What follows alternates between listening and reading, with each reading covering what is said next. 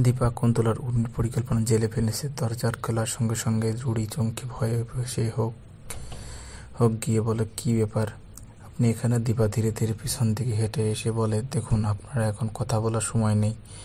আমার একটা বড় কাজ আছে, আর কেউ যদি আমাকে থামাতে আসে আজকে অবশ্যই তারা আটকাতে হবে। এই বলে দীপা দ্রুত চলে যায়। রুড়ি এই মা কুন্তল হঠাৎ করে, কি ব্যাপার, কি বলেছিল? রুড়ি ও কুন্তল এদিকেই আসছে। মিশ্র অনুভূতি বলে একটা জিনিস আমি বুঝতে পারছি না ও কি বলছিল। কুন্তল বলল, জানি না, তবে একটা কথা মনে রাখো, যেন আমি রুড়ি দর্থি, ও আমার কোনো কুশল ফাঁস করতে পারবে না। তবে ওই জায়গায় জটিলতা আমাদের ভোগকে জুটে আমি চাই না। এমন কিছু হোক। রুড়ি মাথা না ঘামিয়ে বলল, ঠিক আছে, দীপাকে কিছু ব্যবস্থা করতে হবে। তার আগেই কিছু করার আগেই আমাদের প্রতিক্রিয়া দেখাতে হবে। এরপরে দেখা গেল দীপা রান্নাঘরে ব্যস্ত, রান্না করছে, কিন্তু তার চোখে কোনো পরিকল্পনার ছায়া আছে। সূর্যর খাবারটা দিকে অবাক। আর দীপা মৃদু হাসি বলে, বাবা একদিন পরে নিজে নিজে হাতে আমার জন্য রান্না করছি। ওই সময় উর্মি এসে জিজ্ঞেস করলো, কেন করছিস দীপা? ও নির্ভীকভাবে বলল, তুমি এলে তার চিন্তায় কিছু নেই, আমার কাজ আমি নিজে সামলে নেব, তুমি আর নিজের কাজে। আর উর্মি একটু দেখিয়ে বলল, না, তুমি আমার কোনো কাজ করতে দিবে না। দীপা শান্ত স্বরে বলল, আমি জানি এখন থেকে এলেও তোর কি অসুবিধা হতে পারে, কিন্তু বিশ্বাস কর, আমি তোর কোনো খারাপ কাজে অনুমতি দেব না। তবে এক কথা মনে রাখিস, যদি খারাপ কিছু হয় তাহলে কি অবস্থা হবে সেটা তুই ভালোই জানিস। উর্মি তখন চুপ। আর দীপা রান্নাঘর শেষ করে সূর্যের কাছে নিয়ে যায়। দীপা হাসি মুখে বলে, উর্মি, তুই এসে ঢুকে বসিস না কেন? তুই নিয়ে যা, চিন্তা করিস না। এ বলে দীপা জোর করে খাবারটা সূর্যের সামনে রেখে সূর্যের খাবারটা খেয়ে অবাক, বাবা, কি অপূর্ব স্বাদ! এই স্বাদ আমি খুবই পরিচিত লাগছে। কে রান্না করেছে? ওর মুখে চুপচাপ। সূর্য কৌতূহলে সহকারে জিজ্ঞাসা করে, এটা উত্তর দিতে এত দেরি কেন? দীপা বলে, যাও চারু বলল, আমি রান্না করেছি। সূর্য হাসি মুখে স্মৃতিময় হয়ে বলল, হ্যাঁ, মুম্বাইতে তুমি আমার জন্য রান্না করেছিলে, তার এই স্বাদটা এত চেনা লাগছে। দীপা হেসে বলে, কেবল না, ওই রান্না আমি করেছি। চুরি হেসে বলে, সেই তুমি চুপ করে শোনার সোহাগ করে বলো, হ্যাঁ বাবা, একটু শান্তিতেই খাও। সূর্য আবার বলে, এই স্বাদ আমার খুব চেনা, বহুদিন পরে আমি এরকম স্বাদের খাবার খেলাম। দীপা হাসি চাপিয়ে রাখতে সবাইকে মনে ভাবলো, এদের কিছু বোঝাতে সম্ভব নয়। শেষে এসে দীপা চারুকে দেখে হাসি মুখে ফিস ফিস করে বলে, চারু, তুই যদি যেতে চেষ্টা করে না কেন, আর যতই মিথ্যা কথা বলুক না কেন, তুমি কখনো তোমার এসে এমন রান্না করতে পারবে না। আর উর্মি, তুই কখনো এরকম রান্না করতে পারবি না। এদিকে সূর্যের বাবার লোকজনকে নিয়ে বিয়ের প্যান্ডেলে খাওয়া দাওয়া, প্যান্ডেলেতে ছাদনাতলায় প্যান্ডেলে সব ঠিক করে ফেলেছে। দীপা দেখে তখন চোখ ঘুরিয়ে চলে যায়। জানো, টাকা পয়সা সবটা ঠিক মতো আলোচনা করে নেওয়া। বৌদি বলছে, ঠিক আটকাতে পারলাম না, অনেক চেষ্টা করেছি। দীপা মন খারাপ করে সে শ্বশুর মশাইয়ের দিকে তাকিয়ে, তাই এরপরে দেখা যায় দীপা শ্বশুরের ঘরে তার পিছনে ফুল রাখছে, ফুলদানি সাজিয়ে দিচ্ছে, সেখান থেকে যাওয়ার চেষ্টা করছে। তখন ডাক্তারবাবু এসে দীপা দ্রুত লুকিয়ে যায়। সূর্য ঘরে প্রবেশ করে, সেই পরিচিত ফুলগুলো দেখে অবাক হয়, কি করে এই ফুলগুলো রাখা। হঠাৎ করে ঘরের কোণে বেরোতে দেখে সূর্য পিছন দিক থেকে তাকিয়ে দীপাকে যায় এবং সে শুনে যে আপনি। দীপা এগিয়ে এসে ধীরে ধীরে স্বরের গলে, আপনার সে সম্বন্ধে ফুল কেন? পরিচয় সম্বন্ধে দীপা সাহস করে বলে, আমি আপনার। দীপা সূর্য চমকে যায়। রুড়ির পাশ থেকে সব শুনে সূর্য মনে মনে বলছে, এই ফুলের গন্ধেই তো রাতে ঘুম ভেঙে যেত। দীপা রাত থেকে ভাবছে, আপনার সে ফুলের গন্ধ তো মনে আছে, কিন্তু আমাকে মনে নেই। সূর্য চমকে ও চিৎকার করে দিকে, আমার দীপা নম্রভাবে বলে, হ্যাঁ হ্যাঁ ডাক্তারবাবু, আমি আপনার দীপা। কিন্তু একথা ঠিকভাবে রুড়ি হঠাৎ করে একদম চিৎকার করতে হাজির হয় এবং মাই গড, রুড়ি চিৎকার। সব লোকজন একসাথে এখানে ছুটে আসে। সেটা ছিল রুড়ির পরিকল্পনা ছিল। সব সঙ্গে চিৎকার করলে বললে সবাই, ব্যাপারটা তুমি এখানে কি করছো? আর বাবা, আপনি একসঙ্গে কি করছেন? চিৎকার করে চেঁচামেচি শুরু হয়ে যায়। রুটির মাধ্যমে বলল, না, ওদেরকে আমি যে অবস্থায় দেখলাম না, ছি ছি ছি, মুখে আনতে পারবো না। উর্মি হেসে বলে, দেখলে তো বাবা, আমি বলেছিলাম এই বাড়িতে রাখা ঠিক নয়। এখানে দেখতে পাচ্ছেন চারু সুচি। বাবা অবাক হয়ে বলে, আহা উর্মি, তুমি কি কথা জোর করে কথা নাকি? উর্মি নির্বাক, বাবা তুমি এদেরকে কোনো লজ্জা নেই? সূর্য বিরক্ত হয়ে বলে, তুমি চুপ করো না, না জেনে কোনো কথা বানানোর চেষ্টা করে না। উর্মি বলে, শোনা বাবা, তোমার মহিলার সঙ্গে এখনো কি করছো? আমি জানি ওই মহিলা এখন আসতে পারে। সূর্য রেগে গিয়ে বলে, কোনো এসব কথা বলছো? উনি আমার সাথে আসেননি, উনি ওনার কাছে গিয়ে আবার ওনার গায়ে সেই পরিচিত ফুলের গন্ধ পাচ্ছি। সেই ফুলগুলো আমার ঘরে আসছে। শোনাবো কিছুই বলে না। শুধু সূর্যের ঘরে গিয়ে সূর্যের জিজ্ঞাসা করে, কোথায় যাচ্ছে? সোনার ঘরে গিয়ে সেই ফুলগুলো মাটিতে ফেলে দিয়ে, কি করছো এ তুমি? শোনো, যোগ করে সেই ফুলগুলো দিয়ে মহিলাটা আমার জীবন নষ্ট করেছে। সূর্য হতবাক, কি তুমি কি বললে? ফুলগুলো তুলে নেন। এই দীপাবু কিছু বলতে চাইলে সেই সূর্য থামিয়ে বলে, আর কি উর্মি? উর্মি হেসে মনে মনে ভাবলো, এই ব্যাপার আপনার অনেক কিছু বলবো কিন্তু আপনার স্ত্রী দীপা সবই মিথ্যা বলবে।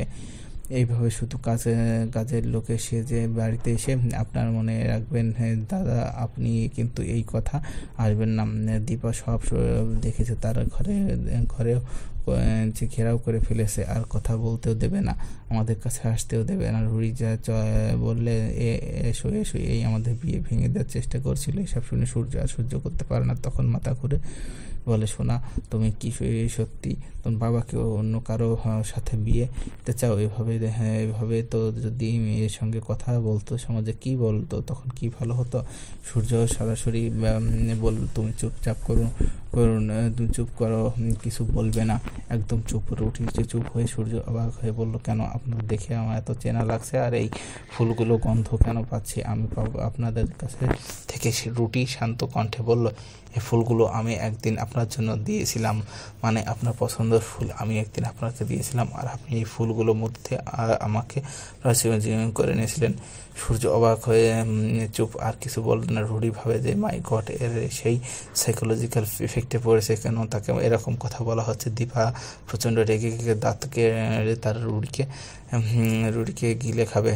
রুটির দিকে তাকিয়ে বলে, তুমি আমার দিকে থেকে তাকিয়ে আছো? দীপা কাড়া ছড়া বলো, হ্যাঁ, ছেড়ে দিন, আমাকে মনে রাখতে হবে না, আমি আপনার কেউ নই আপনার। সে চলে যায়। সূর্য অবাক হয়ে তার দিকে তাকে দীপার পেছনে পেছনে যায়। উর্মি রুড়ি ও সেখানে আসে। উর্মি বলে, তুমি এখানে কি করতে এসেছো? দাদাই শেষ করে যাচ্ছিল। চারু শান্ত ঘরে বলল, তোর দাদাই তো এমনি শেষ হচ্ছে, আমি তো ওনাকে বাঁচাতে আসছি, আর বাঁচাবি? উর্মি বলল, দেখো দেখো কাকে ধরে নিয়ে এসেছে, তার নাকি বিয়ে দেবে। চারু হাসে। সেটাই দেখে সেই, তুমি তো বেরোনো, আমি বেরোবো না, এই ভুলে যাও না যেন আমি এখানে ডিভোর্স দেইনি এখনো। ওনার স্ত্রী। চারু কঠোর স্বরে বলল, কিসের অধিকার দেখাচ্ছ? তাদের তো স্ত্রী বলে দাদাই মনেই না তাকে ভুলে গেছে। দীপা শান্ত কিন্তু দৃঢ় কণ্ঠে বলে, ভুলে যায়নি, আমার ভুলে দেওয়া হচ্ছে ওনার কাছ থেকে ইচ্ছাকৃতভাবে।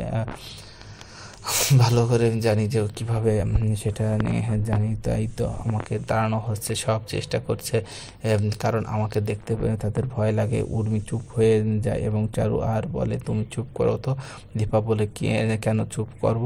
আমি বলবো, ওনারে কখনো আমাকে মনে আছে তা তো তিনি আমার হাতের রান্না চিনতে পেরেছে, সেই ফুলের গন্ধ চিনতে পেরেছে, শুধু আমাকে ইচ্ছাকৃতভাবে ভুলিয়ে রাখা হচ্ছে।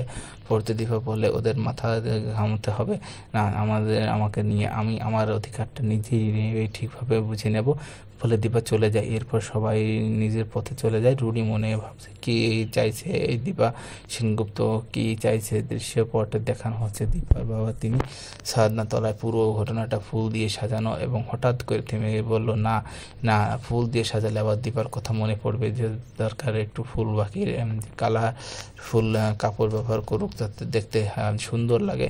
দীপা অবাক হয়ে বলল, বাবা আপনি কি এই জায়গাটায় মনে তলায় এটা বলছেন? তুমি কি সঙ্গে রসিকতা করছো? দীপা বলল, না বাবা, আপনি কি আপনার সঙ্গে রসিকতা করতে পারি? ভাগ্য তো আমার সঙ্গে রসিকতা করছে না, আমি নিজের স্বামী বিয়ে দিতে আর বসতাম না, এখানে নিজের স্বামী বিচ্ছেদ ছাত্ররা ঠিক করতে বলছি। কোথায় ছাদতলা করবেন এই ঠিক করতে বলছি। আর এরিয়ার চেয়ে বড় রসিকতা আর কি হতে পারে বলুন? সূর্য কাকিয়ে হাসে বলে, এই সিচুয়েশন তো আজকে তুমি তৈরি করেছো। দীপা কনফিউজড হয়ে ধরে রাখে, বলে, কাকাই আমি তৈরি করিনি। কাকিয়া অনুরোধ করলো, প্লিজ দীপা, আমি তোমার সঙ্গে কোনো আগুনমেন্ট করতে চাই না। আমি দীপা একবারেই হন্তদন্ত হাঁটাছিল পর্যন্ত জন্য থেমে গেল। সে ফুলের থালা নিয়ে মন্দিরের দিকে যাচ্ছিল। সূর্য বা কাকিয়া বলে, যে দাঁড়াও, আমিও যাচ্ছি, তাই রেডি হয়ে আসি। উর্মি ভাবলো, না কাকিয়া যেন না যেও না, আসলে আমি টাইম সেট করে রাখছি, ওই সময়ের মধ্যে আমাকে করতে হবে, প্লিজ যেও না। এবং নিজের হন্তদন্ত হয়ে ছুটে শুরু করে। সুজির কাকি অবাক হয়ে বলে, অদ্ভুত, একেবারে। দীপার মনে সন্দেহ জেগে ওঠে। উর্মি পিছনে গিয়ে সে উর্মিকে এক জায়গায় দাঁড়িয়ে করিয়ে অপেক্ষা করছে। দীপা বলে, আমি জানতাম যে ওই মন্দিরে যায়নি, তবে সেখানে কোনো ওয়েট করছে, কারার জন্য ওয়েট করছে। দীপা দেখলো গাড়ি করে কেউ আসছে। উর্মি সাবধানে কোনো সঙ্গে হাত মেলাচ্ছে যেন দীপা নিজের এড়িয়ে যায়। দীপা ভাবলো, আমি কি ঠিক জানতাম উর্মি মন্দিরে যায়নি? এর কৃষ্ণ রূপা বলছে, আচ্ছা মা, আপনি কি করতে চাইছেন বলেন তো? রূপা বলল, আমি কিছুই না, বুঝতে পারছি না মা, আপনি কি করতে চাইছেন? আপনার কিছু করা উচিত কি? ঠিক তখনই দেখা গেল সোনার ঢুকতে পারলো বিয়ের কথা। ঠিক সেই সময় অফারটা রূপা ও বাবা বিয়ে, কিন্তু রূপা চরম রেগে এবং ট্রেন ছুঁড়ে ফেলে দিল। কৃষ্ণ দ্রুত রূপাকে আটকাতে, যেটা তুমি করছো সেটা। রূপা চুপচাপ করে বলল, আমাকে কেউ আটকাতে পারবে না, আমি এই বিয়ে মানি না। কৃষ্ণ শান্ত হয়ে বলল, কৃষ্ণ শান্ত হও একটু। শান্ত রূপে আবার অবাক হয়ে বলল, ও কত বড় সাহস, তুমি দেখছো না? সোনা বলে, হ্যাঁ, ও ওরকমই কেন করছো? রূপা উত্তেজিত হয়ে। আর সোনার বলে, বিয়ের আসর কতজন ভাগ্য নিজের বাবা বিয়ে দেখবার। রূপা আর রেগে যায়।